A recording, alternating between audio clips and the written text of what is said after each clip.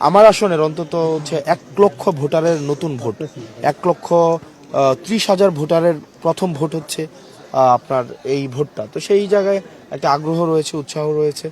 তো বেলা গড়ানোর সাথে সাথে ভোটের যে পরিস্থিতি সেটা কতটা পরিবর্তন হয়, উৎসাহটা আমরা আশা করি সেটা বজায় থাকবে এবং মানুষ হচ্ছে সবাই উৎসাহে ভোট দিতে আসবে। তবে যেটা হয়েছে যে আমরা গত 2 দিন দেখেছি যে ভোট যেন না দিতে আসে এবং নিজের বিরুদ্ধে ভোট দিলে বাড়িঘর জ্বালিয়ে দেওয়ার কথা বলা হয়েছে, যে আমার বিরুদ্ধে যদি ভোট দেওয়া হয় বাড়িঘর জ্বালিয়ে দেওয়া হবে, এই ধরনের বক্তব্য দিয়ে হচ্ছে ভয়ভীতি দেখানোর একটা প্রচেষ্টা ছিল। একই সাথে সাথে আমরা গতকাল দেখেছি যে যারা জুলাইয়ে আপনার হচ্ছে দেবিদারে গুলি করেছে, হত্যা করেছে, মানুষ হত্যা করেছে, ইয়াসিন সাব্বির রুবেলদেরকে হত্যা করেছে, রুবেল ভাই বিএনপির নেতা ছিলেন, ওনাদেরকে হত্যা করেছে।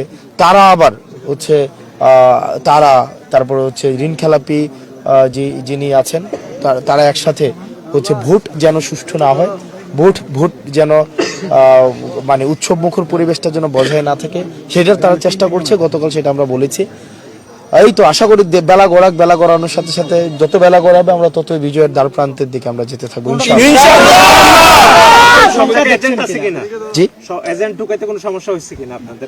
না। আমি এখনো পর্যন্ত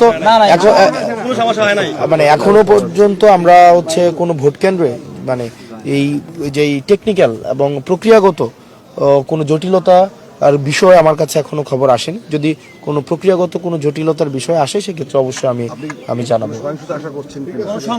না, সেটা দেখেন, আমরা কোনো সহিংসতা শঙ্কা এগুলা মুক্ত থাকতেই চাই।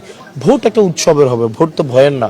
মানুষ তার ভোটাধিকার প্রয়োগ করবে, যাকে ইচ্ছা থাকে, যাকে পছন্দ তাকেই ভোট দিবে। তো এটা আমি মনে করি না দেবিদ্বারের মানুষের কাছে আহ্বান থাকবে আপনি যাকে ইচ্ছা ভোট দেন। শুধু ভোটের জন্য আপনার ব্যক্তিগত সম্পর্ক অবনতি ঘটুক আমরা সেটা চাই না, তবে ভোট দেন, যাকে ইচ্ছা দেন। এবং আমরা প্রত্যাশা করি যে সামাজিক যে সৌহার্দ্যের সম্পর্ক সেটা আপনারা বজায় রাখবেন। শুধু ভোটাধিকার প্রয়োগের জন্য নিজেদের মধ্যে কোনো ধরনের নেতিবাচক সম্পর্ক আমরা প্রত্যাশা করি না।